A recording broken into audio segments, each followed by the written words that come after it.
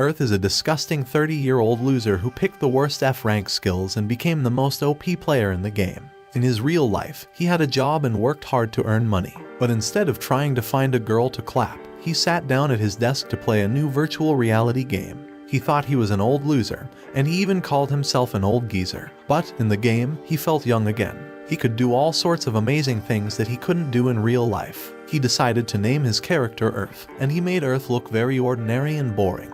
He didn't want to stand out because he wasn't the type who wanted to be the main character. He couldn't play the game all day because he had to work and be responsible. So, he could only play for a few hours every day. He worried that he might bother other players if he tried to play with them, so he mostly played by himself. When it came to choosing special abilities for Earth, he decided to pick skills that weren't very powerful. He chose things that weren't very good during the testing phase of the game. He did this so that the super serious gamers wouldn't pay much attention to him, and he could play at his own pace. For example, he picked a skill called Medicine, but it turned out to be pretty useless because he could easily buy healing potions from the game's non-player characters, NPCs. He also chose a skill called Kick, but it didn't have any fancy moves or special attacks, so he couldn't defeat enemies with just one kick. He even picked the skill of using a bow, but it had terrible accuracy. He tried the sneak skill, but it used up a lot of his character's magical power, and if he moved, it was easy for enemies to spot him. So, it wasn't great for running away from monsters. Lastly, he chose the skill for improved physical abilities, which was supposed to give a small bonus to running,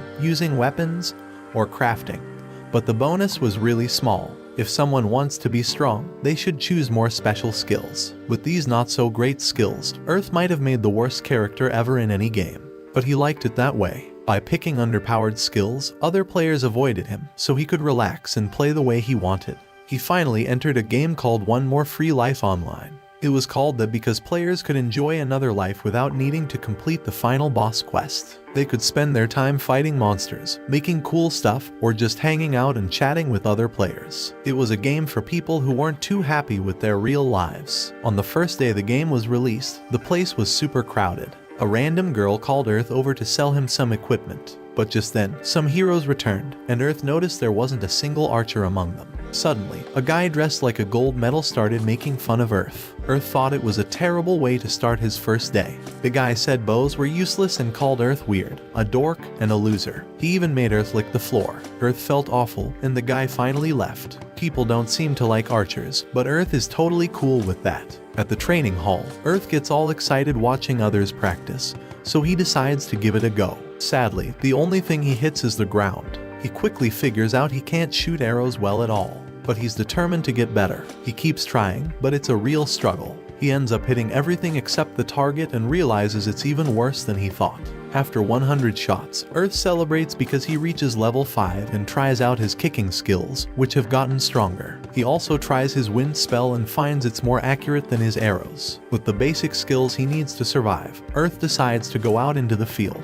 But it's a total mess with all the new players around. He figures he'll gather herbs, but he notices that players can't tell what the things they pick up are. So he tries to appraise them, but he fails a bunch of times. Eventually, though, he levels up his medical skills. Then he sees that one of the herbs he picked is super dangerous. It can stop someone's breathing and kill them if they eat it. Earth is really mad that the game developers put this deadly herb in the starting area, but he's glad he learned how to appraise things. Next, he buys a beginner's medicine crafting set and tries to make healing potions. Somehow, he manages to make a common healing potion, and he follows it up with a healing antidote. Then, he discovered that once he made one thing, the game let him make a bunch of them. Earth remembered that people could buy potions really cheap from the game's non-player characters, so he thought maybe no one would want what he made. But his medicine skill reached level 7, so Earth decided to go hunting. Luckily, there weren't as many players around, so he got the first chance at a beast. He knew that bows didn't shoot quickly, so that first shot was super important.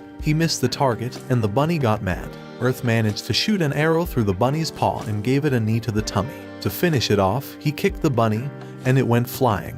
Earth realized he was more of a kicker than an archer. Just then, 2 people showed up to say hi. There was a guy named Sway who could hardly stop laughing because the bunny had made a weird noise. He said something about humor being justice, which left Earth wondering if he was some kind of comedian.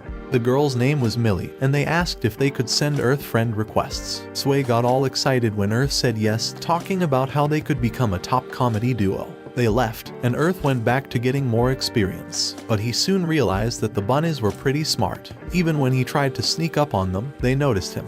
His wind spell was able to defeat one of the little bunnies, but he wanted to try out his sneak spell to sneak up on another one. It worked. Earth pointed out that even though his bow never seemed to hit the target, when he combined it with his sneak spell, he became really strong. Earth logged off because he knew the super serious gamers would stay up all night playing.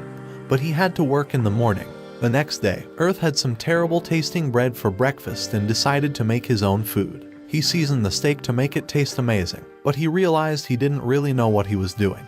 The first try tasted awful, and he got a score of just 2. So, he made some adjustments, and the second time it tasted fantastic. But he wanted it to be even better. As he channeled his inner chef, the delicious smell attracted everyone nearby. Earth finished his dish and got a score of 7, but all the townspeople showed up, demanding some. Earth didn't want to give it away for free, so he set a really high price, and he was surprised to see they were willing to pay. He spent the whole evening cooking, which raised his cooking level to 20, and he even learned a skill that made him cook much faster. Later, Earth decided to make a bow. There wasn't much demand for bows, so archers had to make their own. His first bow was very basic, so it only got a score of 3 and an attack power of 4. But his next bow was a lot better. He used 3 pieces of wood and sanded down some parts so they fit together perfectly. It was a big improvement and had an attack power of 12. Finally, Earth upgraded his super plane look with some cool armor. He checked his stats and was happily surprised by how much he'd improved. But, he was running low on money. So, he put some food and a grape-flavored healing potion in a vending machine to see if anyone would buy them. After that, we saw Earth making a ton of progress. He defeated some really tough beasts, and it was way easier with his homemade bow and leveled up skills. When he got back to the vending machine, he found a bunch of nice letters from people who loved his stuff. Everything was going better than he'd ever imagined. But, oh no, things took a bad turn. A new system attacked them all, and they had to hurry back to town. Everyone was in a big panic, looking for someone with the medicine skill and begging for potions. Earth was confused because he thought they could just buy potions from the game's NPCs. But Sway explained that the NPCs were saying they didn't have any. This was a problem for Earth because he knew everyone would beg him for the potions he left in the vending machine. Without a second to rest, people started begging for potions. So, Earth said they could only buy a limited amount and set a really high price. Surprisingly, everyone agreed to pay the high price without complaining. The nice notes on the vending machines turned into demands for Earth to hurry up, and his friends showed up to help. Sway handled the crowd, and Millie offered to take care of the money. Earth ran out of potions, so the people decided to come back the next day. But then, a really annoying shiny Wobbuffet appeared and demanded that Earth give him all the potions. Earth said no, so Wobbuffet threatened them. Earth finally stood up for himself and told the bully that the townspeople were the ones who really needed the potions. He told Wobbuffet to wait like everyone else, but the bully tried to pay him. Earth warned him not to do that because the game's NPCs might stop selling weapons and armor, and they'd have to rely on crafters. The bully would have to learn how to get along with other players. The guy didn't want to hear it and challenged Earth to a fight. Sway warned Earth not to, but Earth wouldn't let someone boss others around. So, he accepted the challenge and decided to use the bully's overconfidence to find a weak spot. Shiny Wobbuffet started with a powerful attack, but Earth dodged it easily. He found the guy's weak spot and shot an arrow right through his neck. Of course, the bully was shocked, and Earth was declared the winner. Earth was really humble about winning and promised to have more potions the next day. He logged off, thinking his day had been a success, and he figured those bullies might quit the game. Several days passed after the incident with the missing potions, and the game had a big change. Earth saw that now, knowing how to use medicine was important. People realized that even the NPCs could run out of stuff, and that's why they started thinking about learning medicine. Earth got back into the game and thanked Sway for inviting him to the guild. Sway introduced the other members of their team, starting with a big guy named Rage. He uses a one-handed axe and a shield and said he'd make the enemies come after him. Then, a girl named Nora introduced herself. She said she's good at fighting up close with short swords, but she warned everyone not to call her flat or a cutting board or she wouldn't be friendly. The last person was Casimir, and he was super good with a sword. Earth tried to introduce himself, but they stopped him because everyone was talking about how strong he was. Earth didn't want to stand out because he had just shown a bully a lesson. Earth noticed that their team was kind of unbalanced with 4 melee fighters, 1 mage, and an archer, him. But Sway explained that Millie could use different kinds of magic, and Nora could do healing magic. Sway said their first mission was to beat a wild bear. Everyone was excited and confident they could do it, but Earth didn't know where all that confidence was coming from. Sway tells Earth that they're all depending on him to carry the team. Earth's like, wait, I've never seen a wild bear before. I heard they're super fast, smart, and tough to beat. But Sway ignores his worries and promises Earth he'll cook something yummy once they're done. Excited, everyone heads out, but Earth isn't as thrilled. Then, they spot some wild bears, but they're in a group, so they pick one they can all gang up on.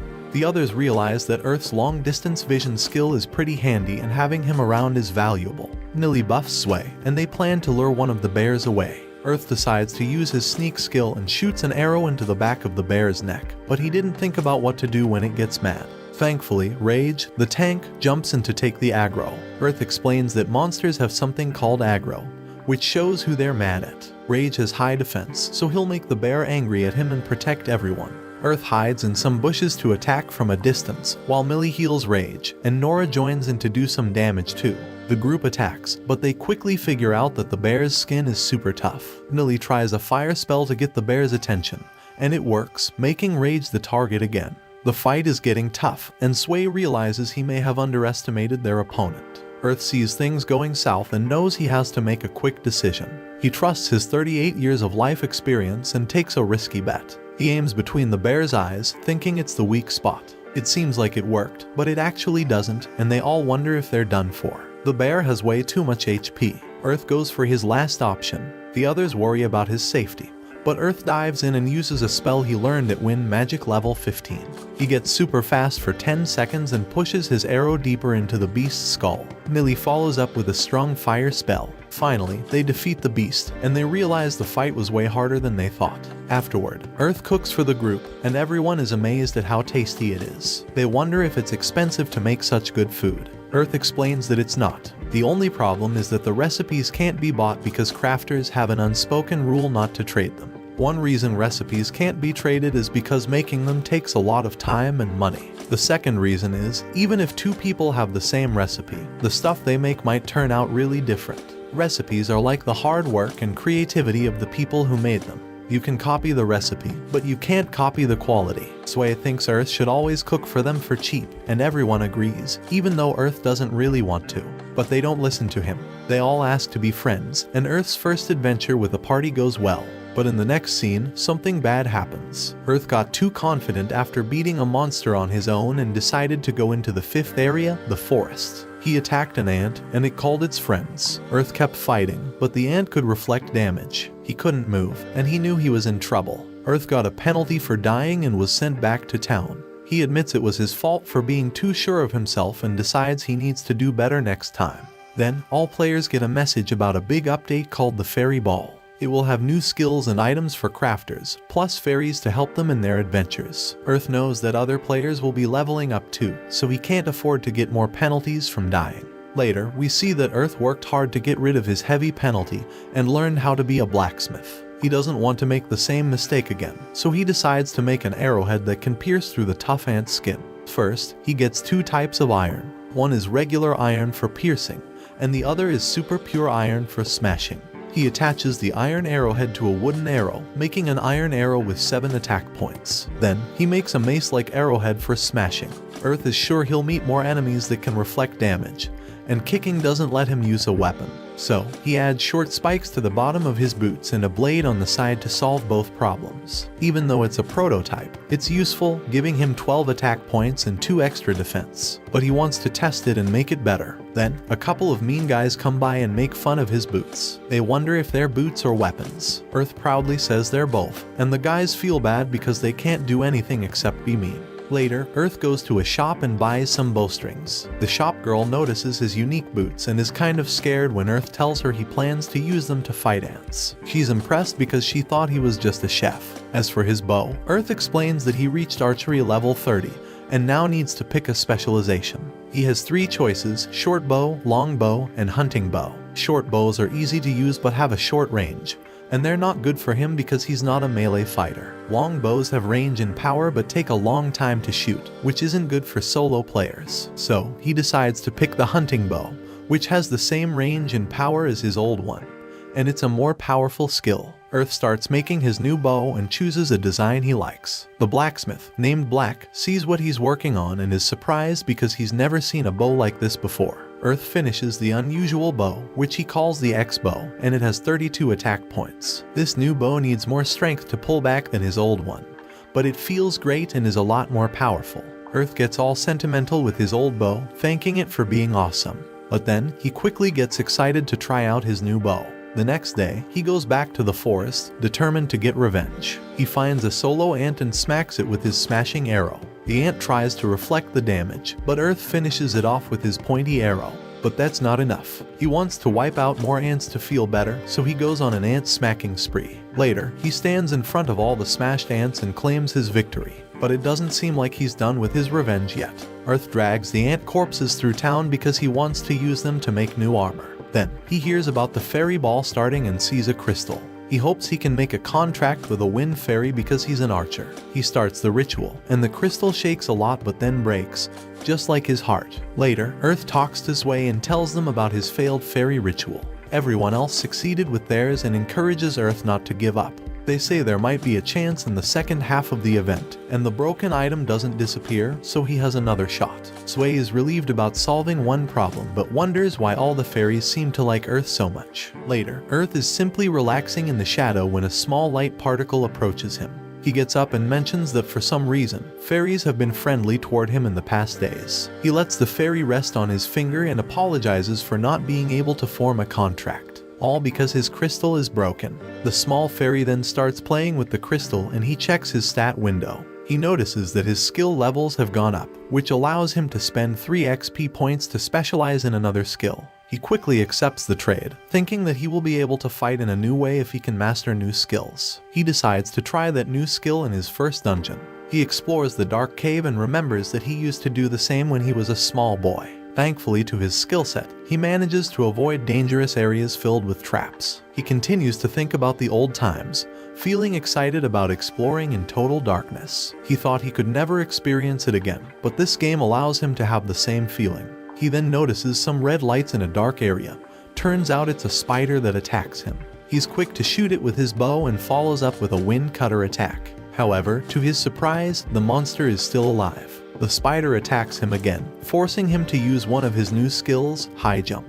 Despite headbutting the ceiling, Earth manages to land behind the spider. He follows by using a whip to pull the spider into him and uses his new boots to finish the monster off. The spider's corpse disappears, but some strange purple light appears. He realizes that it's darkness fairies and decides to follow them. They take him through some dangerous path, but he manages to stay safe due to his stable center of gravity skill. However, he is surprised when he reaches the path's end. There's a huge number of fairies gathered around a boulder, and he decides to investigate. He pulls Boulder to the side and finds a secret door. He opens it up and finds a box with an old ring inside. He decides to keep it as a memory of his adventurers and thanks the fairies. At that same moment, the game masters release a new message. They are announcing the second half of the Fairy Ball event. Its name is the Fairy Battle Tournament. He quickly returns to the main city to watch the official announcement. The game masters reveal their fairies will evolve if they participate. All they need is to win a certain number of player versus player fights. If they manage to, their fairies will evolve and get a new form.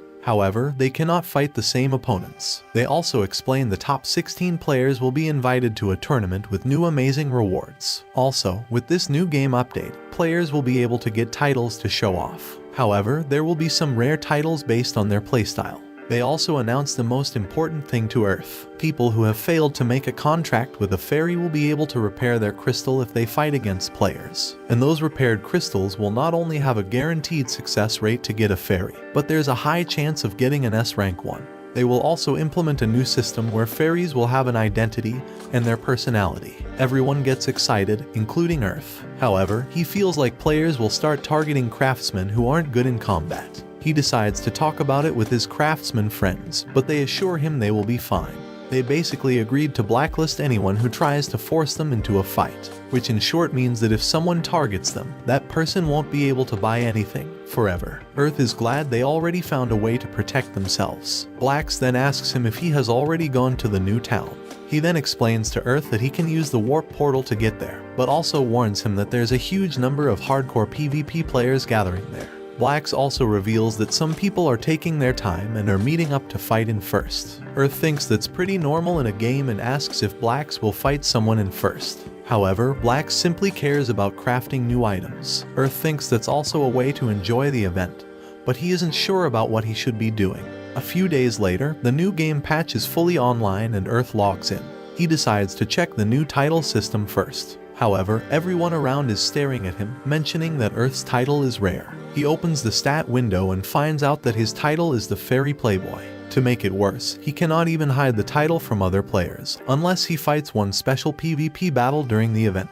Earth cannot believe this is happening to him. Everyone, including him, is confused. He thinks this title is humiliating, but at the same time, some fairies start gathering around him. He then decides to fight a battle to remove it. He shouts for help, begging someone to fight him. A girl named Rona appears to save the day and sends him a challenge. He starts crying in happiness and thanks her for her help.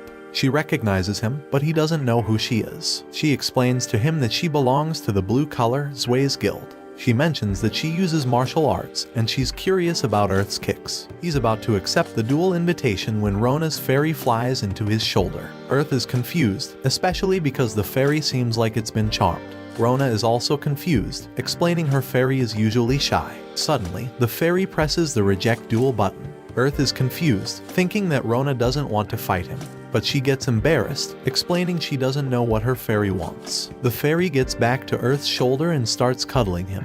Everyone around is confused, but they understand that his title doesn't lie. Earth is a fairy playboy, and despite his tries to duel against someone, they all ended in the same way. The fairies refuse to fight him. Rona mentions she has never seen this before, and Earth starts cursing the game masters. He returns to his usual gaming day, which means doing nothing useful until he's contacted by Rona. She wants some advice because her fairy refuses to eat most of what she gives it. He guesses that she wants him to make some food which the fairy will eat. She's surprised and asks how he knew. Turns out his food stand has a huge queue because everyone on the server has the same problem. She asks how that did happen. Turns out that a few hours ago, someone tried to feed their fairy with bread. The fairy rejected, and the owner asked Earth to cook something due to his skill. The fairy loved it, and the word spread around. And now, everyone is asking for huge amounts of food for their fairies. To be fair, Earth tried too hard to not stand out, but the opposite happens every single time. In the end, Rona appeared to help in the food stall, and they quickly dealt with the customers. They thank each other for the help, and Earth explains he will be closing the shop because people are now starting to make fairy food. Rona asks what he will be doing from now on, and he realizes that he's been so occupied that he hasn't checked the new patch features. She then invites him to check the new town together, and they warp there. Earth is pretty impressed by the new town named Nexia, and they decide to check the PvP area. The two competitors are a guy with a blue parrot and a guy with a wolf. Rona quickly notices something weird about the wolf and asks Earth about it. He explains she's right, but they decide to watch the fight. The parrot guy uses his fairy cast wind magic and the two players start battling out with their swords. It's an intense duel, but they seem good as they block each other's attacks. The wolf guy manages to push the other back and orders his wolf to use a fire attack. However, the wolf pulls a Pikachu move and ignores his owner. The guy is confused, telling the wolf to hurry up, but every command is refused. Rona and Earth are confused about what's happening. Usually, fairies don't disobey commands. The parrot then uses lightning magic on the guy and its owner finishes the opponent off with his sword. The duel ends and Rona asks if Earth knows why the wolf fairy ignored its master's commands. He states the other dude is a slave fairy user. Rona is confused by that term, but Earth explains that's the term they use for people who abuse their fairies. Basically, the guy decided to force the wolf to do what he wanted by hitting it. Therefore, the wolf now refuses to listen to him. The guy then gets up, completely annoyed, and prepares to hit the fairy wolf as revenge for not obeying. Earth quickly realizes that something bad is about to happen. Rona asks him what's going on and he explains that he once saw an online video of a slave fairy user. Basically, he mistreated the fairy so much that the system decided to punish him. The guy had to fight his own fairy. Not only that, but the guy's fairy evolved into an S rank. In the end, the guy lost the fight and took away his contract crystal. Luckily, this time's idiot knew what would happen and decided to walk away. Rona didn't know about this system, but Earth explained some old games use this type of system. Basically, he reveals that in those games, the pets can go out of control or attack her if she gives too many unreasonable orders. She thinks that type of system is too old. Yet, Earth simply mentions that the current games go easy on players. Therefore, he thinks the game masters are trying to make this game based on an old school MMO. He then says his goodbye, explaining he will be logging out. In the real world, Earth removes his VR headset, thinking that some people like Rona really care about their fairies. Yet, there are some people who don't. But he understands that it's up to the players to play however they want. He later logs back into the game and focuses on crafting. He's then approached by the other slave fairy user. The guy reveals he wants to talk to Earth because of his title. Earth is annoyed by it but hears the guy out. Turns out this metal dude wants to know how to make up with his fairy. As you expect, the wolf's behavior toward Earth is caring and gentle. The guy explains he knows what will happen to him if he keeps acting like this and asks for Earth's help. Earth asks why the guy was mean to the wolf. In short, the guy was confused by the system and looked for videos online. Everyone was uploading videos where they treated their fairies badly, or like circus animals. So, the guy followed the same behavior. However, with the new patch, fairies got a personality and everything changed. The wolf refused to listen to him, and he even hit it sometimes to make it obey him. The guy regrets doing it and asks for Earth's help again, even promising to pay him. Our boy refuses to get paid but tells the guy to not treat the wolf as he used to. He then gives the guy some advice, you know, the basic stuff. Start treating your wolf like a friend. The guy is confused, but Earth goes in deep. He tells him to fight, share a meal, and take breaks together. He even tells him to say goodbye to the wolf every time he logs out. That way, his wolf will slowly see him as a friend and follow his commands. The guy then Earth to make something delicious for his wolf to eat. He quickly prepares it, and the guy feeds his wolf first. Despite being suspicious, the wolf accepts the food. The guy starts tearing down, realizing that his companion is starting to slowly accept him. He thanks Earth and walks away with his fairy. However, there is someone who finds the whole situation interesting. Earth asks who this guy is, and the guy answers that he's Silver, someone who wants to talk to Earth in private. Earth accepts to talk to the old man, whom he isn't sure if it's a player or an NPC. Inside his house, Earth notices the old man's equipment, movements, and level seem to be above his. The old man sits and asks Earth if he ever met someone named Glad. Earth thinks a bit and says no. He explains there was a rumor that Glad was targeting players who have the Fairy Playboy title. Earth is a bit confused and asks who Glad is. The old man explains that Glad was a former member of his party. Despite having problems with speech and behavior, Glad was a great tank. Earth suspects that Glad was expelled from the party. The old man confirms it, explaining that Glad became arrogant and began to look down on the other members. The old man reveals Glad was furious with the last event because he was the only member of their party who couldn't make a contract with a fairy. In the end, he became so upset that he took out his anger on everyone and was expelled from the group. The old man then tells his fairy to show up, making Earth realize it's an rank light Valkyrie. And because of her, Glad always rejected the old man's attempt to help him. However, with the last update, Glad was able to get a new contract crystal and made a contract with a Darkness Fox fairy. Since then, he's been going around challenging people to special PvP duels. Earth asks if Glad is challenging people because he still feels humiliated for failing to get a contracted fairy in the first event. The old man explains Glad will use the last day of the event as a way to show his strength and asks Earth to be careful. Earth promises to be careful, and the old man walks away. However, Earth thinks it's dangerous to simply believe in a one-sided story. He ends up taking the old man's warning into account and decides to reduce the time he spends in the city. He fights monsters to level up and get materials, but the main reason is that other players cannot challenge him if he's already in combat. He goes on defeating bears to stock up on the meat and fur. He plans to use the fur to create cloaks because the body armor everyone uses doesn't protect their backs. He headshots a bear from a distance, but the fight doesn't end there. The bear gets angry and starts to charge at Earth. Earth then uses his mirror arrow skill to create 2 copies of himself, and each copy shoots an arrow. The bear gets hit, and Earth uses a whip to restrain him to the ground. He then follows up by jumping into the air and kicking the bear. He easily defeats it, and his kick skill reaches level 50. He decides to evolve his kick to sliding charge, which not only can tackle opponents while sliding but can also allow him to quickly escape. He's pretty happy with his skill, but he also notices the game UI has been updated, making it simpler to understand what's going on. He then decides to head to the mines and get steel and light metal to make some items with it. Suddenly, he ends up hitting an explosive ore. He alerts everyone around to be careful because it could explode. However, everything is fine. Everyone around then mentions that despite being pretty much a grenade, players don't use explosive ore because it can explode at any time. But there are still some people who use them and are called bomb masters. After getting his materials, Earth decides to visit Faust, his blacksmith boss, but he notices something on his map. Lately, his danger perception skill has been pointing out something. Upon getting inside the blacksmith, Blax immediately asks if Earth is planning to create another weird item today. Despite taking it as a joke, Blax is pretty right. Earth plans to make a new arrowhead and a new metal whip. The arrowhead is created based on a twisted dagger, which makes it easier to scoop out meat. He then starts his work, first by shaping the ore ingot into an arrow, and then trying to twist it. Despite several failed attempts, he somehow manages to create it. However, he realizes that it's way harder than a normal arrowhead. Despite the hard process, this twisted arrow has plus 15 attack points with several passives. When the arrow hits, it will give a wound and apply a fissure effect that will make the opponent lose health over time. Earth then starts working on his whip. Usually, it's not a weapon that can be made out of metal, but he knows there's a way to make it using light metal. That's a strange and special type of metal that it's not only light, but also has some decent durability. He simply needs to heat and stretch the light metal ingot several times until it reaches an identical size to his current whip. Aside from that, he also decides to mass-produce triangular fish-like scales and attach them to the whip.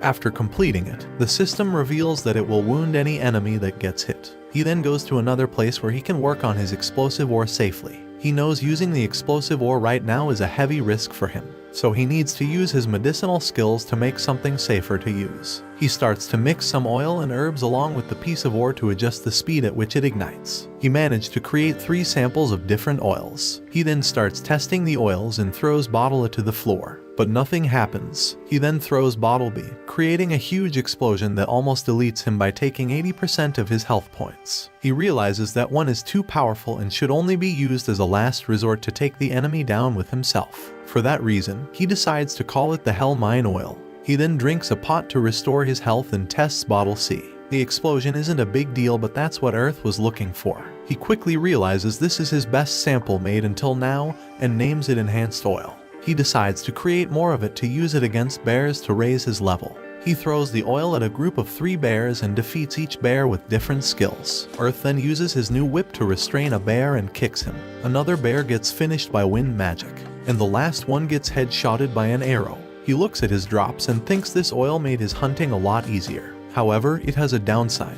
He won't be able to raise his skills if he relies too much on it. The system then alerts him that his hunting bow skill reached level 50 and he learned Gatling Arrow. Not only that, but his wind magic has also reached that level and he now knows how to fly. The system then alerts him that since he reached level 50 in both hunting bow and wind magic, he can combine them to learn a unique skill. It's called the Aeolian Dust Hunting Bow, which allows him to use wind magic when shooting an arrow. However, he won't be able to learn any high-rank hunting bow and wind magic skills. Despite being interested in more magic skills, Earth decides to combine because bows or wind are good combinations. He then decides to test all his new skills. Gatling Arrow allows him to throw arrows into the air and shoot them in quick succession. His fly ability allows him to jump higher and glide for a certain amount of time. He then decides to return to the city and asks a craftsman to use the bear fur to make him a leather cape. Suddenly, there's a game announcement. The developers explain the fairy PvP event has now ended and they will reveal the 16 people who will join the final tournament. Sway then appears and tells Earth they probably failed to join the tournament because they didn't pay attention to the event. The 16 selected players are then announced and Earth notices that the Old Man and Glad managed to qualify. They're the players with the highest win rate. Despite the conversation he had with the Old Man, Earth thinks their battle will be interesting and he wants to watch it. The tournament shortly begins and everyone goes to the arena to watch it. Earth decides to use his long-distance vision skill and sees there are a few players who have the same title as him. The initial battles begin, and Earth realizes how much the players evolve their fairies. If he managed to enter the tournament, he would probably have a 10% chance to win his matches. However, he notices something strange. The fairy who wins absorbs particles of light from the one that is defeated. He doesn't understand what's going on, but he watches every match until the finals. It's the Old Man against Glad. Glad is quite cocky and asks the Old Man to give up, but the Old Man simply says that he must correct him. Glad is confused and asks how, but the Old Man simply replies he will clap him. The fight begins and the two rush against each other. Glad blocks the attack and reveals that he knows the old man will use his axe to distract him and then knock him off balance. The old man gets back and Glad goes on the offensive. The battle goes crazy, with each of the two using their fairies and skills to attack each other. The old man's fairy manages to hit Glad and paralyze him for a second. The old man tries to finish him off, but Glad uses wind magic to dash back. Glad uses this chance to attack the old man, and his fox uses its flame to deal the final blow. Glad is announced as the winner of the tournament, and something strange happens. His wolf turns into a small circle of light and then evolves into a fox girl. Glad is happy that happened and tells her to be useful, but the fox girl refuses to follow him. Glad is confused, but the fox girl explains this event was created to select the next ruler of the fairies. She claims there's a prophecy that mentions that their ruler is not only strong but also well versed in the arts of war. Glad still doesn't understand, but she explains that fairies aren't warlike creatures. For that reason, they decided to learn how to fight from humans. The winner of those fights absorbs the experiences of the loser until the champion becomes the new ruler. Glad gets annoyed because fairies are using players and ditching them. But the fox girl explains most of the fairies will stay by their player's side. She will simply leave him because their contract has ended. In short, she only helped him get revenge against the old man. She explains they never cared about each other, and for that reason, they have never become partners to accomplish their own goals. He yells at her, but she explains that to him, he's just playing a game. But this is her real world. Earth then realizes the fox girl isn't speaking like an AI but as a real person. But he decides to ignore it for now. The fox girl then tells Glad she will let him make a contract with a fairy that is as strong as her. But he refuses to accept it and wants to take her down. Since the two are unable to concede, they begin a duel. However, the fox girl quickly launches 5 different spells at the same time. Glad manages to dodge it and attack her, but she simply avoids it and paralyzes with shock. She then uses more skills to defeat him. Once everything is over, the fairy summons the old man back since Glad was taught a lesson. She then summons all the fairy Playboy players and thanks them for not joining the fairy PvP event. As a result, they will be rewarded with a fairy. However, Earth is special because he will have to fight against her. Earth is confused, but she repeats that she wants to fight him. The fairy says that she cannot keep giving prizes for free because he didn't participate in the tournament. Earth agrees with her, thinking that would be unfair for the finalists. That's why she wants to be fair by fighting Earth while ignoring the other fairy playboys. She mentions that as a reward, Earth will receive part of her powers, and he doesn't even need to win the fight. However, if he wins, the better his rewards will be. Earth accepts, yet suddenly his fairy playboy title disappears. We then see the shady developer team mentioning the event has reached its climax. Earth takes some minutes to think about his strategy. He recognizes that he has pretty much no chance of winning. She just needs to hit him with a high explosion, and he will meet his respawn point. However, he has one advantage. He had already seen her fighting once. He's also sure that she has no experience fighting someone who uses a bow as a main weapon. He knows that he must be fast because his endurance is low, and if the fight is prolonged, he will lose. However, the only way to beat her is by fighting dirty. He prepares his oils and the two prepare to begin the duel. The countdown reaches 0 and Earth quickly turns around and slides away. The fairy is confused but quickly realizes that he gained distance because he's an archer. Earth decides to shoot his first arrow with 70% power, but she uses wind magic to block it. Despite being initially confused, he quickly realizes the arrow can deal with the magic if he uses his full power. The fairy starts summoning several fire lances, but he manages to avoid them.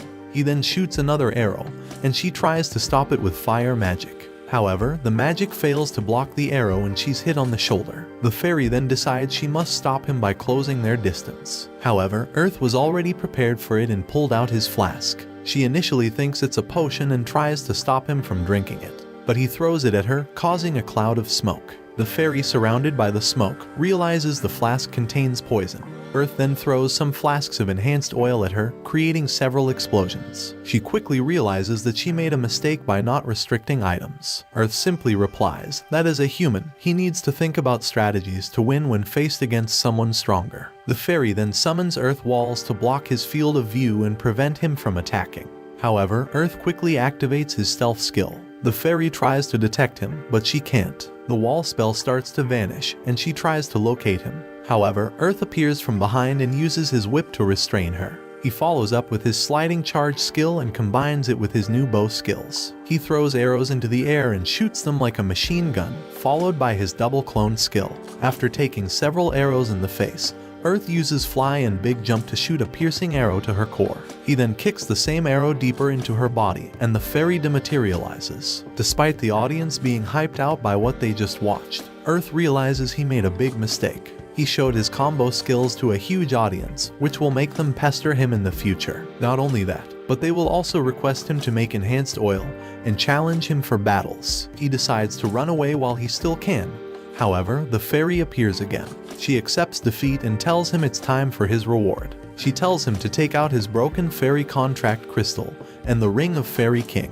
He's confused by it and asks if she's talking about the ring he found in the dungeon. Upon checking his fairy contract crystal, she mentions that he's quite unpredictable because he already has 5 lights in it. She then calls forth for the Children of Light and 2 more lights appear inside it. She then reconstructs the crystal and the ring. She tries to put the ring into his finger, which he tries to reject because it seems like she's asking him in marriage. However, she uses a spell to increase her strength and finally manages to put the ring on his finger. The system indicates that this ring is a unique item in the game as it contains all 6 elements of fairy power. Equipping it allows passage to the fairy's country. However, there's a problem. He cannot take it off despite the crazy stats it has. His attack, defense, and mana recovery are increased by 10%, while his mana usage is reduced by 5%. When attacking, there's also the possibility to summon an illusion of the Fairy Queen for 3 seconds. But the most interesting one is a new title, the one who even charmed the Fairy Queen. He knows this will mean trouble in the future. The Fairy Queen then disappears, and the event is finally finished. A few days later, Earth finds out that players who watched the fight are starting to learn bow skills. He used to be the only player in the game who was an archer, but now it's a lot more popular. Earth continues to focus on making his oils, but he's feeling a bit sad.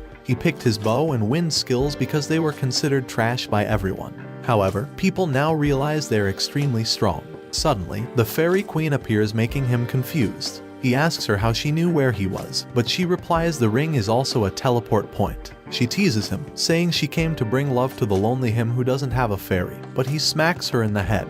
He knows she's just there to skip work and orders her to return. He then decides to return to the city, but he feels uncomfortable because everyone is looking at him. They comment on how he's the Fairy Queen's husband. Suddenly, he hears a random guy shouting at someone to stop walking. Earth decides to keep walking before he gets caught up in some random confusion as he wants to hunt and try something new. He remembers the Fairy Queen mentioning that whoever equips the ring can learn the Prism Nova spell. He decides to wear down a bear with his arrows and then use his whip to restrain him.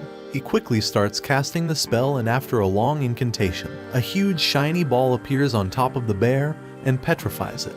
He's initially confused, but after some tries he realizes that Prism Nova grants a random abnormal status effect to his opponents. He then manages to find a remote spot and sets up his provisional kitchen. He tries to increase his overall cooking efficiency by making several dishes at the same time. He talks about the spell to the Fairy Queen, who explains that paralysis and petrify have low odds of triggering, and the spell itself has a huge cooldown. She tries to eat his food, but he smacks her on the head, explaining he intends to sell those dishes, not eat them. She tries to reason with him, stating that her country only makes sweets and she's tired of it. He knows she's working her hardest for her country's citizens, but that doesn't mean that she can come to annoy him when she feels like it. They're suddenly interrupted by a random ugly dude. The guy complains that Earth is ignoring him in the city, making Earth realize this is the annoying guy. This ugly dude introduces himself as Nazar from Bow of Apollo's guild. The guy gets almighty and explains their goal is to rescue archers from the oppression, despite Earth being the one who's actually doing it. Of course, Earth understands this guy is dumber than a rock. The guy keeps his stupid face on, mentioning he came here to invite Earth to his guild with the lowest seat. But Earth simply replies, "Not interested, I'm out." Look at this dumb face. Earth quickly opens his food stall in the city and tells the Fairy Queen to leave, but she refuses to. He then finally gives up and gives her some food he prepared. He mentions she's a big eater, but she simply calls him silly for not understanding why she's hanging out with him. She then suddenly vanishes away, promising to return soon. Earth then decides to go to Black's workshop and work on his equipment. He then starts to feel bothered because everyone is staring and surrounding him closely. Black simply explain they're doing it because he's famous, but Earth asks them to distance themselves from him. Earth then starts working on his gear, first the X-type bow. The bow's durability has decreased, and he now needs to make a new one. He decides to replace both the main body and the strings. He uses excellent wood that he got from the second town to make the main body, and uses light metal for the brace. Basically, he improved the bow quality, which made it a lot stronger. His original version had plus 32 attack points, but this one has plus 46. He then starts working on his bladed shoes. He decides to replace the main material with light metal. It's a lot lighter and enables him to armor it properly, making it more robust and stable. He adds new twisted arrow spikes to the soles, increasing its power, and this time doesn't create a side blade. Instead, he adds 3 blades, imitating fangs to the toe tip, and 3 twisted arrowheads to the top of the shoe. This way, he will be able to stab monsters when he kicks them. Not only that, but he makes the fangs detachable, making it easy to replace. As a result, his fang leg blade gives him an additional 10 defense and 29 attack points. With that done, he only now needs to do one thing. He returns to the crafter where he ordered his cloak to be made and notices that she almost had a perfect item grade. However, she doesn't charge more for it. Earth is confused because it's quite cheap, but she mentions that she will always charge the price she asked for regardless of the grade. He wants to test it by hunting when he suddenly receives a message from Iam, the guild master of the Bow of Apollo. He agrees to meet her and notices several archers around. Iam quickly introduces herself, and Earth asks why she asked to meet him. She quickly apologizes for Nazar's behavior and explains that Earth became famous after his duel against the Fairy Queen, and Nazar saw Earth as an opportunity to increase their guild strength because they only accept archers. Earth replies that it's fine because he doesn't mind at all. But Iam explains that Nazar reached a whole new level of dumb. Turns out that he's trying to recruit more guild members by mentioning that Earth is also their member. Not only Iam, but every guild member apologizes to Earth, who quickly tells him to raise their head. Iam then mentions that they punished Nazar's actions by demoting him from lieutenant to ordinary guild member. They won't banish him from the guild, but he lost all the privileges he had. Earth thinks that's a good way to punish Nazar and agrees. Iam then gets a bit personal, mentioning how she watched his fight and that he's every archer's hope. Earth doesn't feel the same way. He just wanted to play a bad class to avoid any attention. Meanwhile, at the devs' room, they all talk about Earth, who defeated the Fairy Queen and won its friendship. Not only that, but he also became a huge influence on the other players. Therefore, they decide to track Earth's account. Earth's friend Sway appears and spills the beans about a new thing called a status effect. It's called Break Arms, and if a player gets hit with it, they can't hold a weapon for a while. Plus, if a player takes more than 25% of their total HP as damage to their arms, they'll be paralyzed or turned into a statue. But then, there's an announcement about a new dungeon called a Challenge from the Departed. The floors in this dungeon are totally random each time you go in, full of traps, and the goal is to reach the 10th floor. Now, Earth decides he needs a shield to tackle this mysterious dungeon. He's sure he can't get far just by dodging, especially in a tight dungeon. Earth pulls an all-nighter finishing his project, and voila, he made a shield. But not your run-of-the-mill shield. This one's got a hidden compact bow. It's small but deadly and accurate thanks to a little scope sight he added. Releasing the grip turns it back into a regular shield. It's a weapon tailored just for him, and it's super powerful. Plus, even if he gets hit with Arm Breaker, he can still attack from a distance. Later, Earth heads to the new dungeon and discovers a group of off-brand Power Rangers. The Black Ranger is sick and they are desperate for a replacement. They ask Earth, who realizing he might not get far in the dungeon alone, agrees to join their makeshift squad. The discount Power Rangers are all hyped up and ready to dive into the dungeon. But Earth pumps the brakes. He takes a moment to analyze the dungeon and quickly figures out they're in for some bad luck. 15 traps in the very first room alone, some of them being instant death traps. Earth takes the lead and they follow him. Blue Ranger is relieved that things are going well, and Red Ranger never doubted Earth's strength, believing that anyone married to the Fairy Queen has to be strong. They make it past the first area, and Earth lets the Rangers take charge. They encounter danger, but these Rangers wipe out skeleton monsters in an instant. Earth's relieved he can focus on trap detection. On the 3rd floor, they face more danger, but the Pink Ranger confidently tells the others to stand back and watch her work. She takes out a few monsters on the 4th floor, but these ones are tougher than the ones on the 1st floor. The guy with the axe is surprised when his attacks don't work, so Earth steps in to explain that physical attacks won't cut it against these specific monsters. Earth, using wind magic on his bows, cleans house with his special attacks. They find the entrance to the 4th floor, but a whopping 40 minutes have already passed in the dungeon. With only an hour to complete it, they decide to adjust their goal to just reaching the 5th floor. On the 4th floor, Earth gets a weird feeling like the Grim Reaper is caressing his face. Something's off, and they hear a blood-curdling scream begging for help. These wannabe heroes leap into action, and Earth reluctantly follows. A trap shuts a door behind them, and Earth realizes they're stuck until they complete the room's quest. The room is filled with skeleton monsters, and the Rangers are pumped for battle. Earth scans for traps, luckily finding none. With no holding back, Earth decides to fight at full strength. Everyone showcases flashy and unique attacks, a bit too flashy for Earth's taste, but undeniably powerful. The room is eventually cleared, our group is out of time, and they're sent back outside. Red Ranger, impressed by Earth, is itching to ask about his level.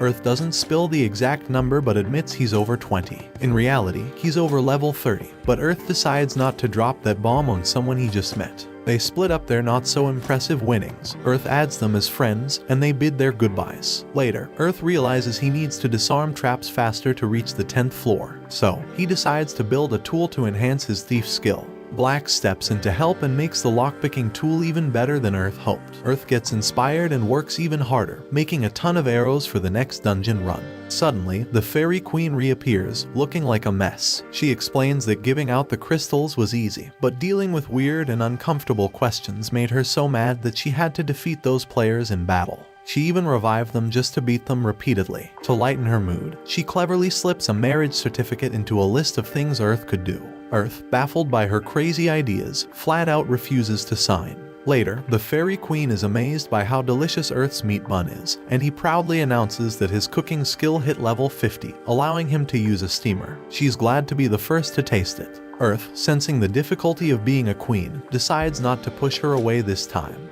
But she gets a bit too comfortable, calling him husband, and Earth wonders if he just made a huge mistake. For the past few days, Earth made a set of tools and continued to explore the new dungeon.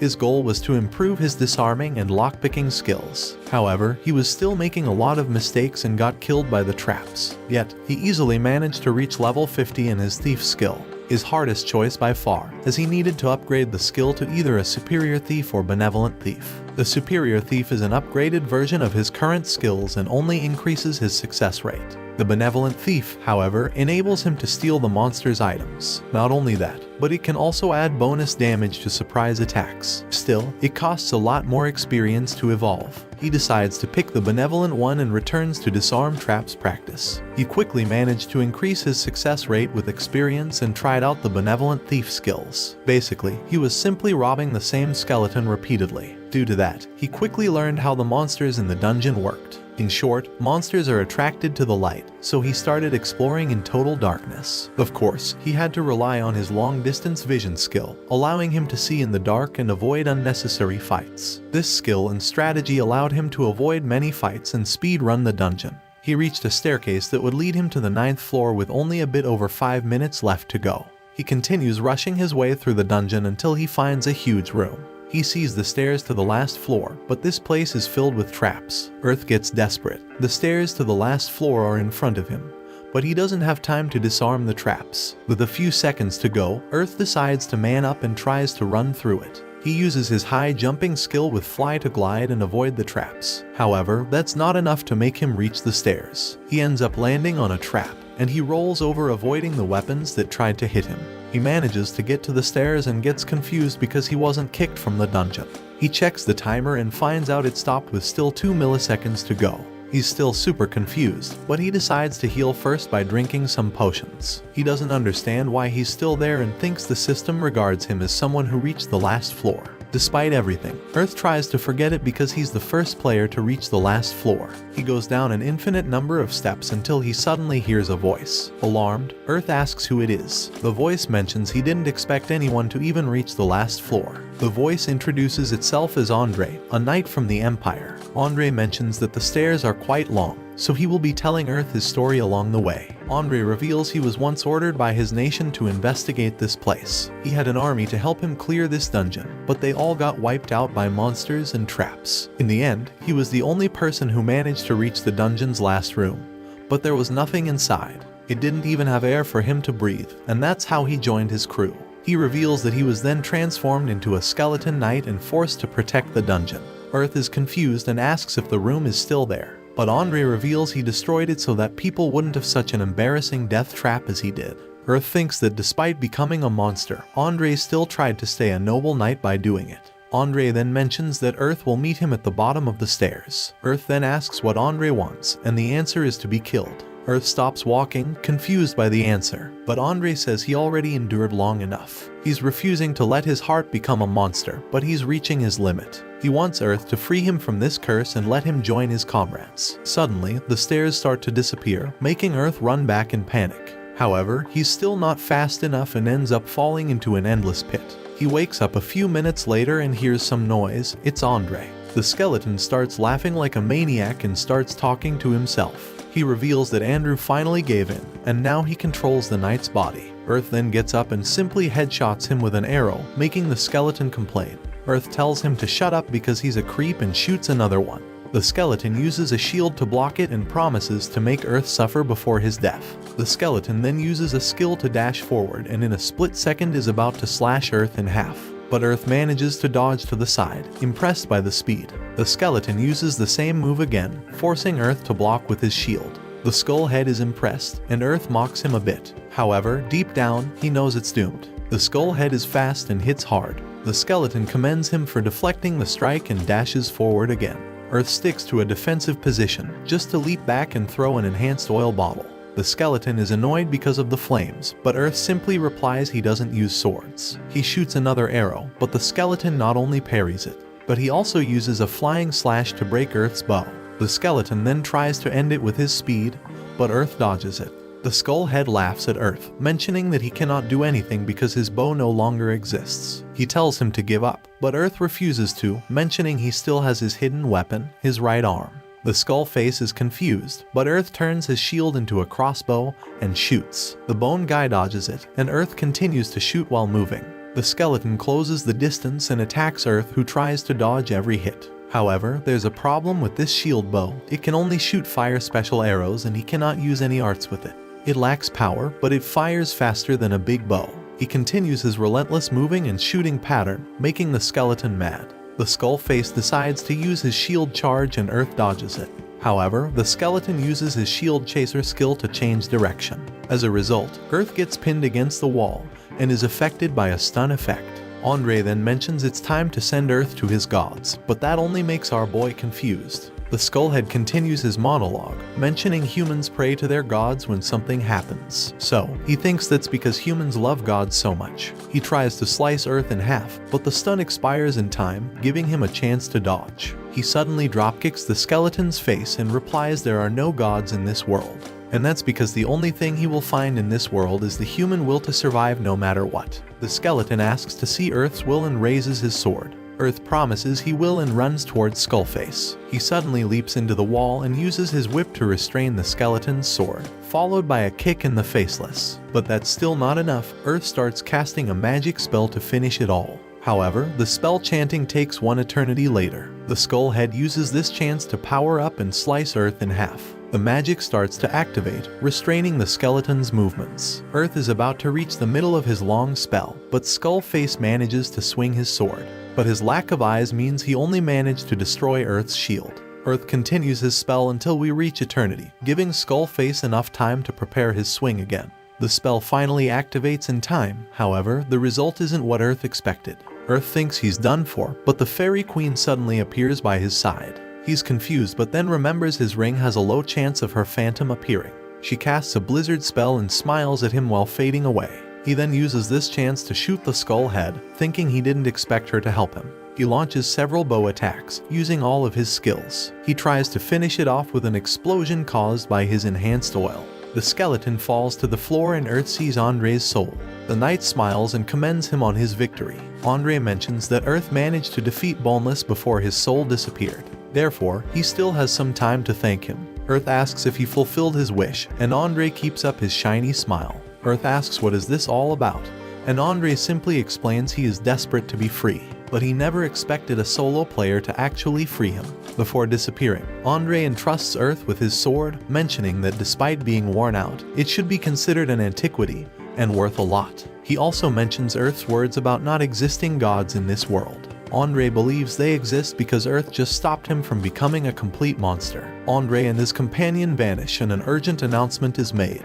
It's about Earth's clearing of the dungeon and event. The announcement also contains information about the new weapon called Knight's Sword. However, they will reveal the details in the future. Earth logs out and realizes they will probably release another weapon in the future secret boss events. Meanwhile, in a dark room, the developers are making a report. The woman mentions their AI called PN0EA seems to be enjoying herself. The guy simply replies her learning advancement should be related to Earth. However, there's a bit of a problem. The AI named PN1EB is complaining that she's bored, but the guy simply replies they need to wait a bit more. Later, Earth meets Sway's group to do a dungeon. Earth thanks them for inviting him. Sway explains they invited him because Nora and Kazamine won't be able to play today. That's why they invited him, because they wanted a thief player who can also deal damage. Earth is confused because they will be only having Miley as a healer. She then explains that they will be fine because they invited a healer to come.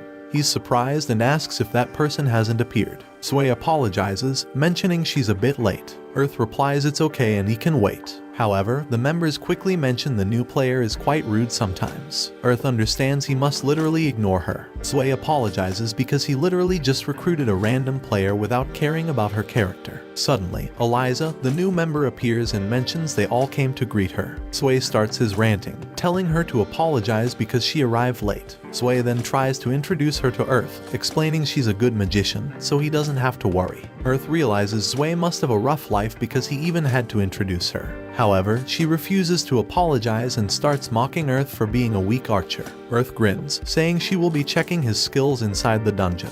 Inside, Earth starts opening the doors by picking the locks. Roke mentions that inviting Earth was the right decision because there were too many traps. Earth mentions they are common, however, some of those can one-hit kill them. Therefore, everyone should be careful. However, Eliza is still complaining. They easily manage to reach the 5th floor and Sway decides to take a break. Eliza is annoyed because she wants to brainlessly rush to reach the 6th floor. She complains they've been inside for 30 minutes already and they must hurry up.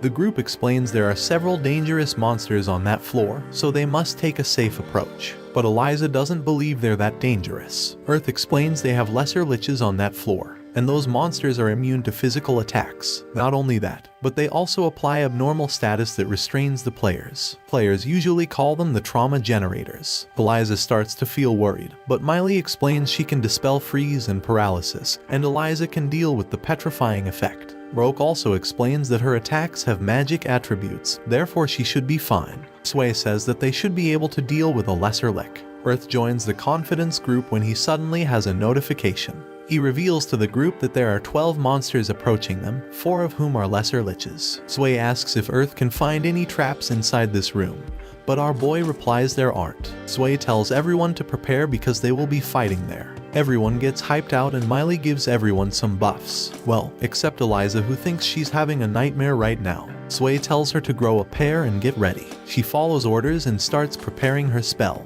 Earth is ready to attack when suddenly 4 lesser liches appear from the walls. He initiates the attack with Wide Arrow, creating 3 copies of it. Eliza and Miley follow up by casting Holy Ray and Explosion. They manage to defeat the first lesser lick, but the other 3 don't back off. The tank steps forward and taunts the monsters, giving Roke a chance to magic punch it to Narnia. Sway then takes his chance to finish it with his magic sword. However, the tank is already suffering from status effects. His arm is petrified, and the liches have started to ignore him. The monsters target the backline, and everyone asks Eliza to use her healing on the tank. Sway explains they will all be wiped out if she doesn't use magic. However, she begins to panic when a lesser lick approaches her. Roke comes in to protect her, and everyone tries their best, except Eliza. Without many options, Earth tells them to get down and he throws his enhanced oils. This creates a major explosion, and Earth tells her to wake up and heal the tank.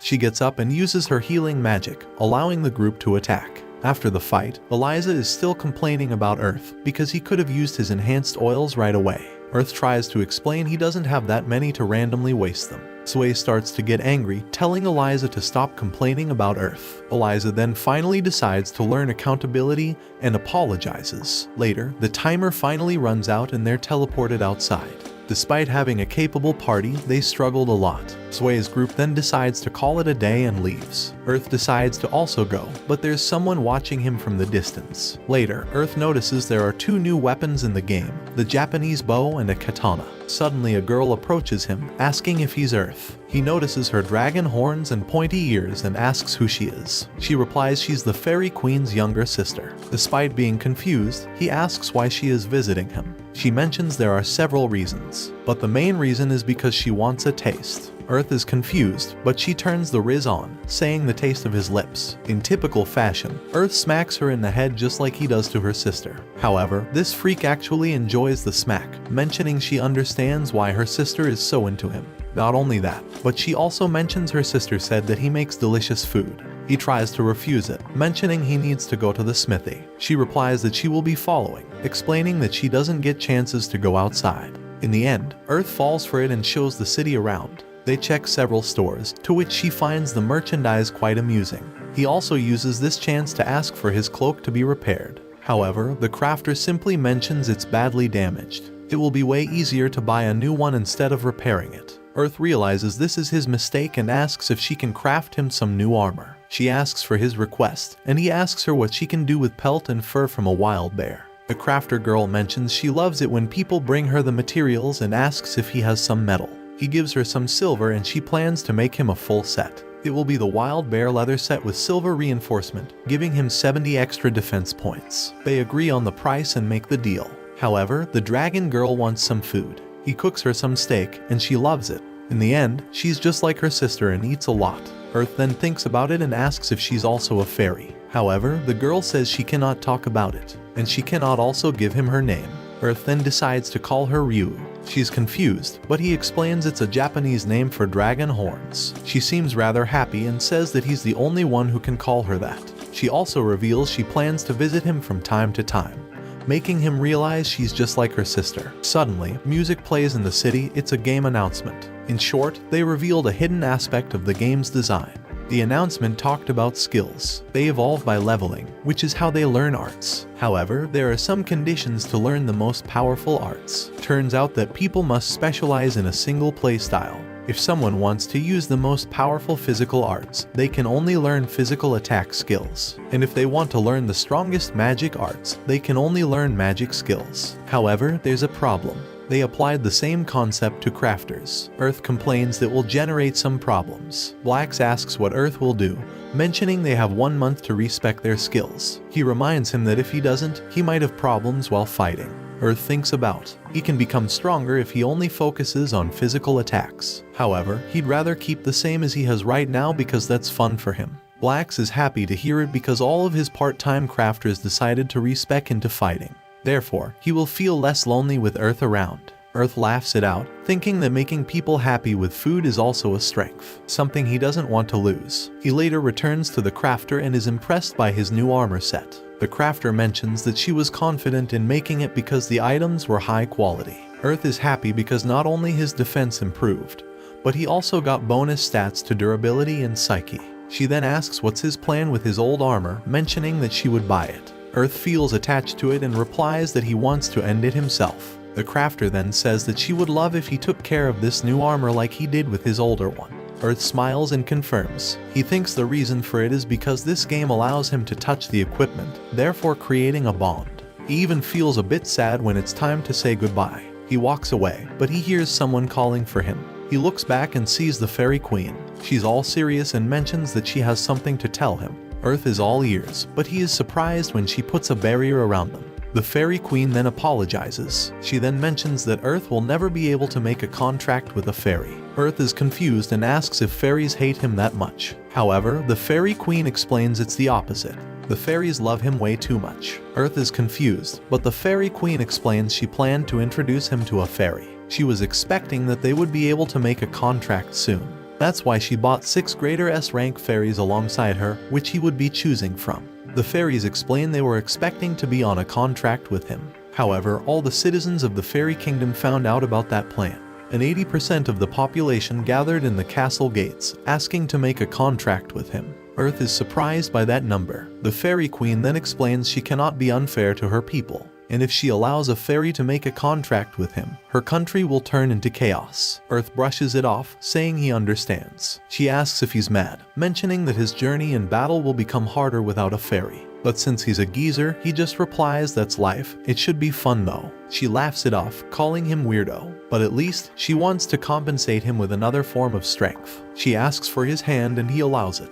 She then gives him 2 powers. Those 2 techniques are recreations of powerful skills created by the fairy ruler. First is 7 falling starts, which increases his damage if he lands 7 bow shots on a target within 30 seconds. The other one is the sacrifice bow, which costs 90% of max health and 100% of max mana to shoot a powerful arrow. However, it will destroy the current equipped bow. She tells him to be careful while using it, and that his stats should return to normal after some proper rest. However, Earth's biggest problem is to sacrifice his weapon.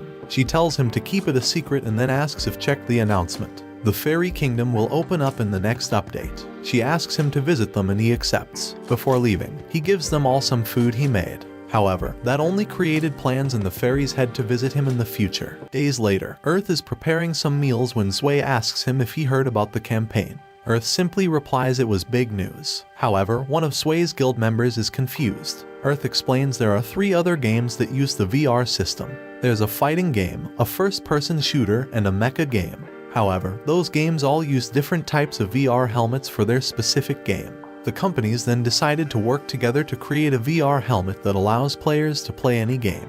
They decided to create a huge campaign where players will get coupons giving them 15 days of free access. And that campaign will be applied on the same days and the Fairy Kingdom patch is released. Sway is pretty sure this will increase the game's player base. He tries to steal some steak, but Earth smacks him on the head, telling him it's meant to be sold. Earth then turns to Nora, giving her the right to smack everyone's heads. Of course, she immediately abuses her power. Sway's guild members mention that guilds will start recruiting more players and ask if they will be doing the same. Nora even mentions it's time for them to become a mid-size guild. However, they must train Eliza first, otherwise, the new players will suffer at her hands. Since Earth always helped them, Sway uses this chance to recruit him. Earth gives him a big fat no, explaining he already rejected them an infinite number of times. In his mind, Earth explains he just wants to play for fun, but the main reason is that he has stuff most players shouldn't find out about. Everyone already knows about the Queen, but they don't know about her sister. Suddenly, Rue appears, asking if he's preparing a new menu. She tries to steal it, but Earth smacks her on the head, claiming he's going to sell it. Nora, however, is confused and asks who she is. The two ignore the question, and Ryu complains about holding back when there's something delicious in front of her. The two start a huge fight because Earth thinks she eats too much. However, Sway's guild is confused. They had never seen someone wearing that type of clothes in the game, and they claim that Ryu doesn't look like a fairy. The tank dude asks if Earth won't stop having every girl, despite already having the Queen. Sway uses this chance to complain about how popular Earth is, just for them to get smacked. Earth explains he wished he wasn't so popular because he's losing money just to feed Ryu. However, Sway's guild ignores his words and thinks that Earth and Ryu are quite close to each other. Ryu then tells them that only Earth is allowed to call her that name. Everyone is shocked, but Sway tries to threaten Earth, mentioning he will post it in the game forum.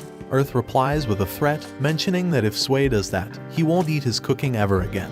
Nora then mentions that Earth is not only a fairy playboy, but he also became a dragon keeper. Earth laughs it out, but he worries about what will happen when the Fairy Kingdom opens. Days later, the Fairy Kingdom patch is launched, and Earth explains the Fairyland is located south of the second city. He explains the castle is in the center, while also having cities and forts in all 4 directions. But still, the only way to reach it is by walking across the map. Earth follows the group of people and arrives at the northern fortress. He notices how the walls are huge, but the queue to get inside is even bigger. While waiting, a man approaches Earth and asks him to check his ring. Earth starts to think that this ring will give him some sort of permission. He shows the ring, and the man confirms it is the Fairy Queen's ring. He confirms Earth's identity and asks him to follow him.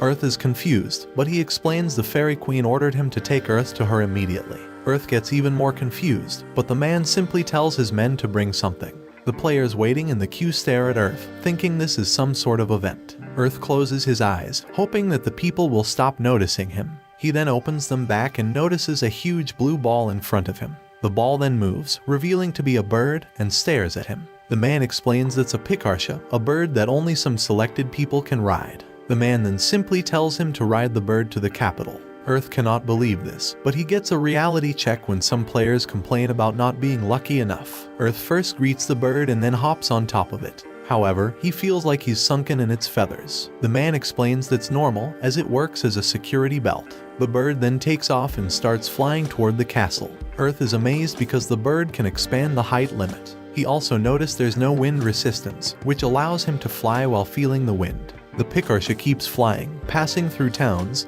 and finally arrives at the castle. There, Earth is welcomed by the Queen and the other fairies. Earth decides to roleplay, greeting her in a polite manner. However, he's shocked to find out that all this urgency was because she prepared a parade for him.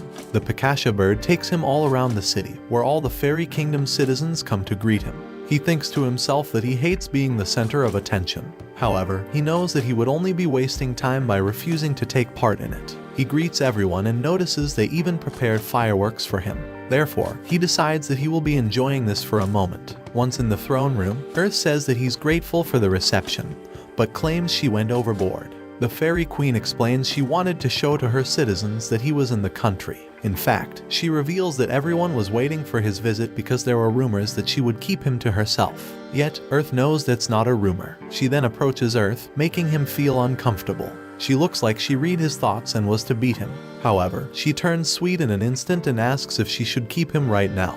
The ministers tell her to stop and be serious. The Queen then asks Earth to continue his normal life in her country for a while. She tries to comfort him, mentioning they won't be protecting him or controlling his actions. Earth then gets up, claiming he will continue his normal life starting tomorrow. He decides to return to the fort town and find an inn to log out, but the Queen asks him where he is going.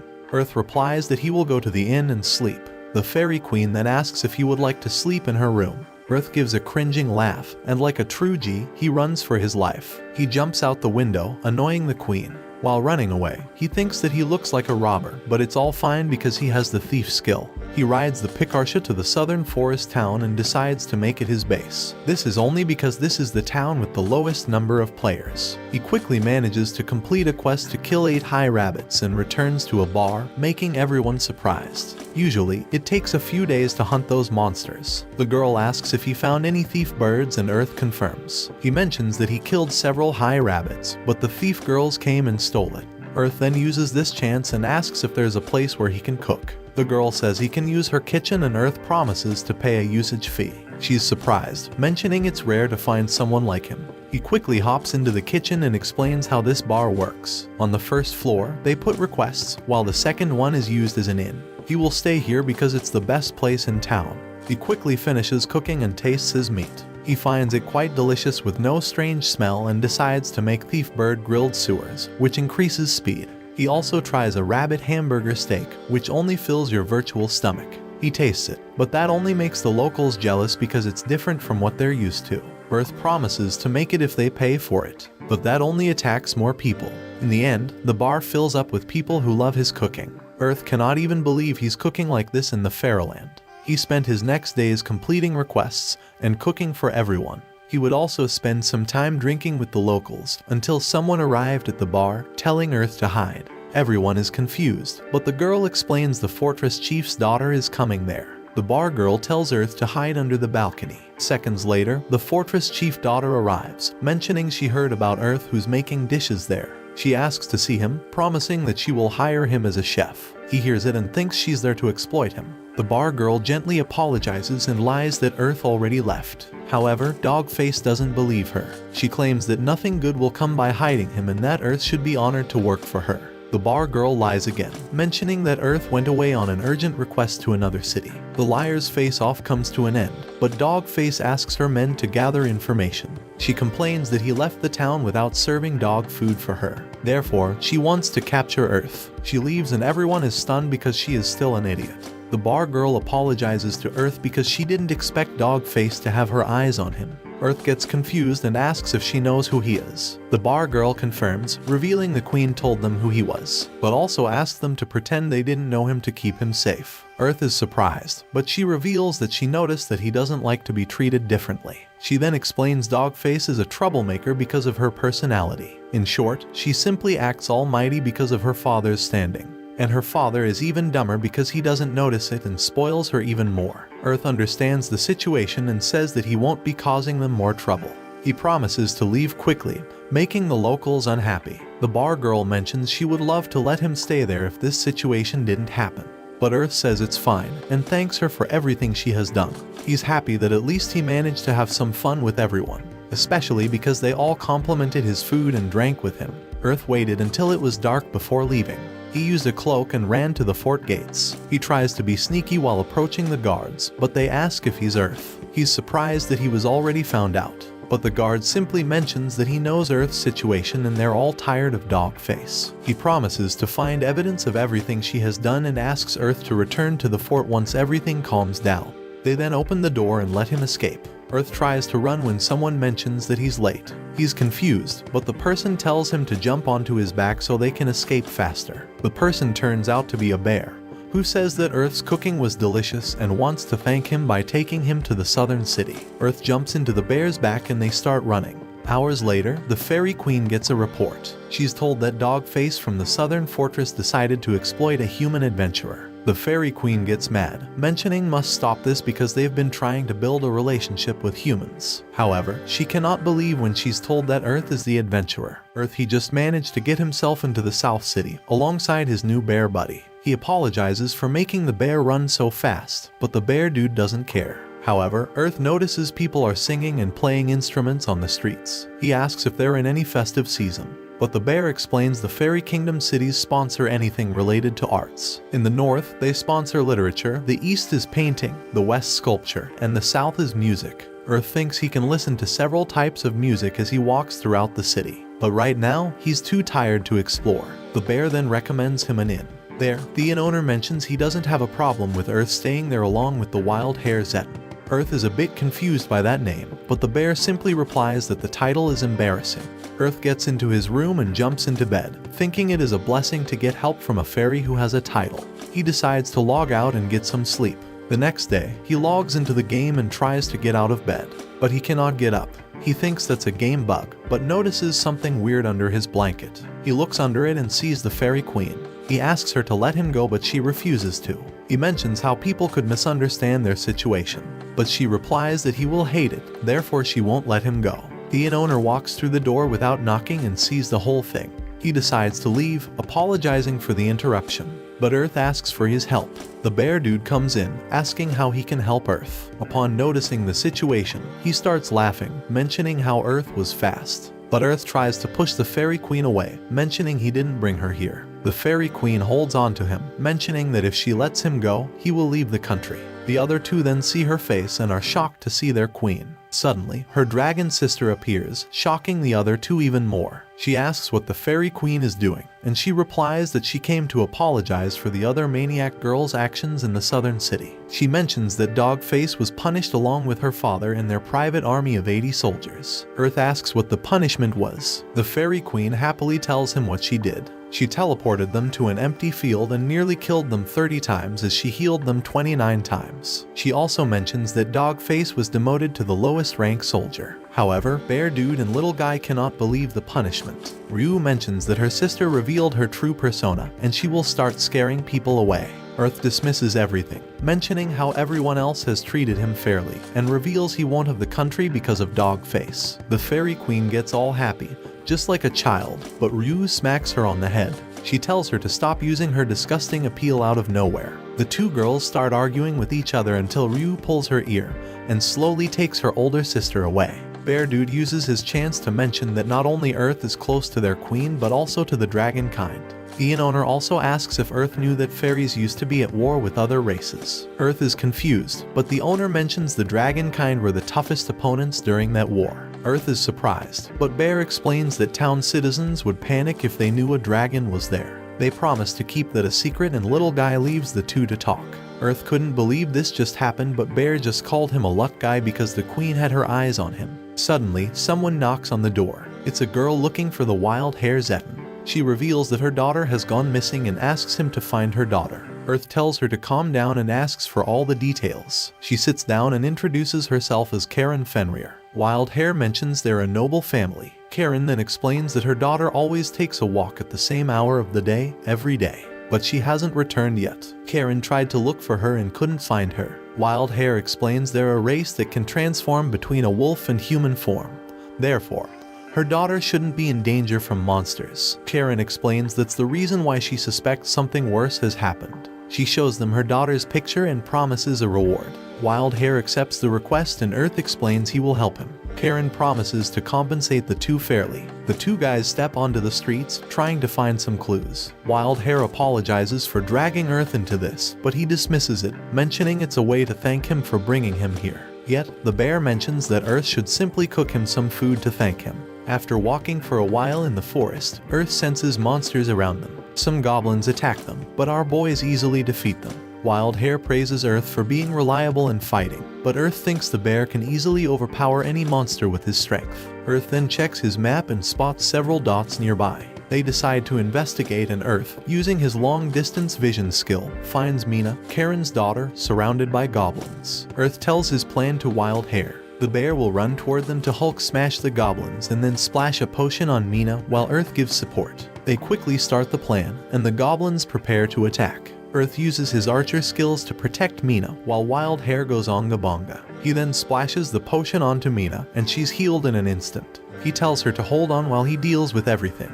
After dealing with every goblin, Earth finally approaches the two. Wild Hair mentions it was easy to fight because of Earth's support, and Mina thanks them for helping her. Wild Hair replies that her mother requested them to find her, and they introduce themselves. Upon hearing the bear's name, the girl goes crazy, calling herself Lucky. Earth notices how famous Zetten is, but interrupts them to ask why didn't Mina transform into her wolf form. Mina explains that while walking, she smelled something sweet that made her mind go blank. She later came back to her senses and noticed that she was surrounded by goblins. She then tried to transform, but she couldn't. Earth gives her a pot and tells her to try to transform. She follows his advice and ends up transforming, but she's confused about why she couldn't earlier. Earth thinks to himself that he just used an anti-poison potion. Therefore, someone poisoned her. He then tells her to return to her human form and go back home to Zetten's back. Our friendly neighborhood bear asks what about Earth, but he replies that he's tried, so he will rest for a short moment. Zetten decides to follow the request and leaves with Mina. After being far enough, Earth looks back to the bushes, asking how long they plan to wait. He then reveals they were the non-monster icons he saw on his map, and how the goblins had weapons and armor on them. He then throws an explosion pot onto the bush, mentioning that he knows that person controlled the goblins and poisoned Mina. A guy jumps from the bush and asks why Earth is attacking him, but our boy simply replies that kidnapping and killing are actions of villains. The guy gets up, all mad, but Earth realizes something. This is a human but not a player. If he lets this guy escape, the relations between humans and fairies could get cold and lead to war. The guy pulls a knife and attacks Earth, but our boy teleports away and kicks him on the head. The guy tries to get up, mentioning he's a human while they are fairies, but Earth couldn't care less about it. He only cares if they can cooperate or not. The guy tries to attack him, but he suddenly gets destroyed. Earth thinks that the best case scenario is for fairies and humans to recognize their strengths and weaknesses and hold hands while walking forward. But if they have to fight, he will side with the fairies and won't show mercy to humans. He then decides to walk back and is surprised to see the bear and Mina waiting for him. He asks if they didn't go back, and Zetten replies that he wanted to see if Earth could catch the bad guy. Earth mentions the guy was just disposed of and Zetten tells him to hop on his back. Minutes later, Karen finally reunites with her daughter and thanks them for the help. She will be rewarding each of them with 100,000 glow. However, Earth wants something more as a reward. Turns out, he follows the bear code and wants to wingman his bear boy with Mina. The two are shocked, but Mina gets shy. Earth uses this to reveal that she's interested in Zetten. This gives Mina the courage to express her interest in Zetten, who turns out to be shocked and asks for an explanation. Earth mentions Zetten's words that morning, wishing that he could also get a cutie. Mina quickly holds Zetten, making him lose his brain. Earth then takes them out of his room and calls for the fairy queen. She quickly appears, asking if he's going to confess to her, just to get another smack on the head. He then explains what happened, and she reveals that they cannot allow a confrontation between humans and fairies to happen.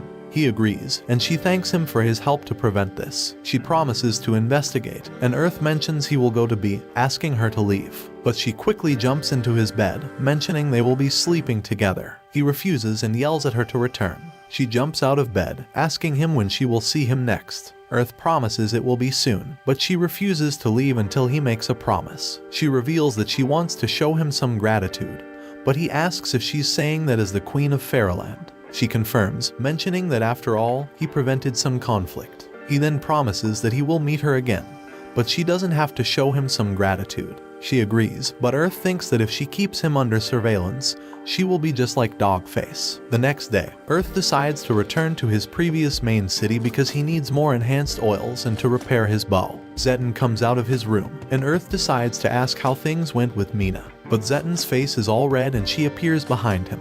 Earth quickly figures it out, and Zeton shyly mentions he will be living with Mina at the Fenrir mansion. They will be heading there and apologizes to Earth for not being able to take him back. Earth dismisses it and thanks him for the fun time together. The two bump fists and Bear departs with his main girl. The inn owner, however, mentions that it's a long way back, but Earth has a trick on his sleeve. He calls up the Pikarsha, impressing the inn owner, who reveals that not even noble families can ride them. Earth then reveals it was all a joke when suddenly, the Pikarsha lands in front of them. They cannot believe their eyes, but Earth takes the ride. After flying for a bit, Earth tells the Pikarsha to drop him near the city to avoid any ruckus. The bird is disappointed, but Earth prepares him some food to thank him. The bird starts devouring everything and rolls around in happiness. Suddenly, the bird plucks one of its feathers and gives it to Earth. It's a legendary accessory that can only be earned by getting a Pikarsha's trust. It can relieve all fatigue, along with other stuff that can barely fit the screen. Earth thanks for the item, and the bird leaves. He returns to Blacksmith Place, mentioning he came to get some gear. Despite the lack of items, Earth manages to crease another X-style hunting bow made of light metal.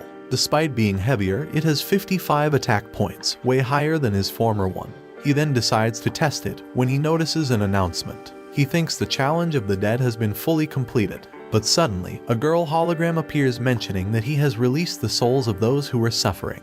She continues to give more lore than Final Fantasy, and reveals that the event rewards are limited and will be given to certain individuals. Turns out that to get them, the players must participate in a PvP tournament. She asks if he will join, but despite the attractive rewards, Earth presses the no button. Suddenly, he hears some screams and decides to investigate. He then finds 3 people collapsed on the ground around a dragon egg that just hatched.